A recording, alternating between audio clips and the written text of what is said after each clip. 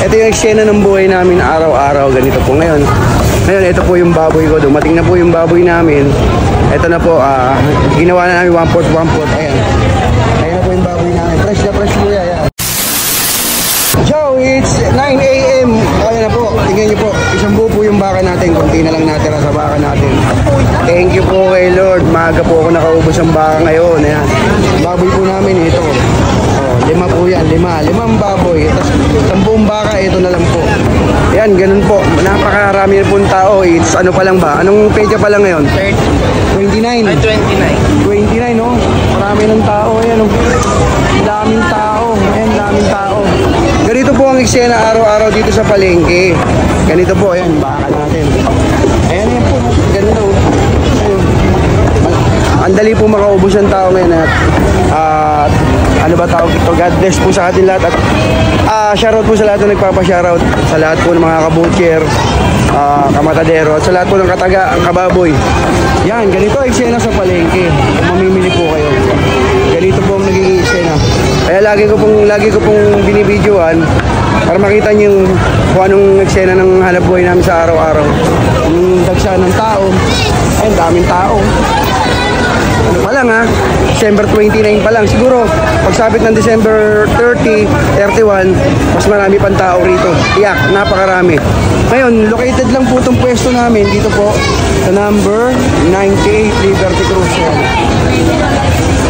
Mga fresh po lahat ang tinda namin dito. Siyempre, also fresh din ako.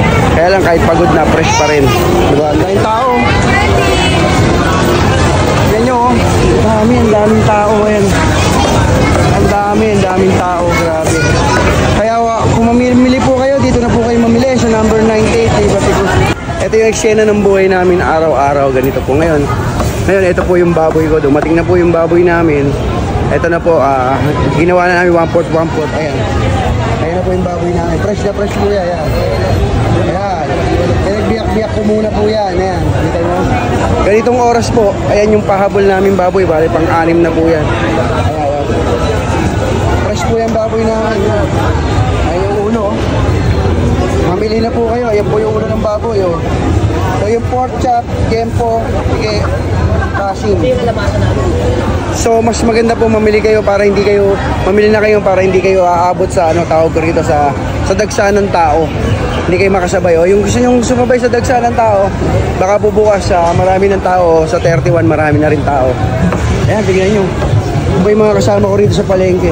Ganito po yung daily routine namin dito. Ayan, Ayan, daily routine po namin yan, ganyan. Ayan. Kayo po, kung gusto nyo pong mura lang po kami magbenta Inuulit ko, mura lang kami magbenta. Ang baka po namin is 420 lang ang kilo. Ito pong buto-buto ko is 380, may tawad pa po yan. Yung bulalo po namin, 380, ang gaganda May tawad po rin yan. Mura lang po ako magbenta, hindi po ako mahal magbenta. Ang baboy po namin is 280 lang ang kilo, ayan. 280, pinakamahal na po namin 300. 280, pero 280 lang ang kilo niya. So yun lang po. Magandang umaga at God bless po sa atin lahat. Let's G.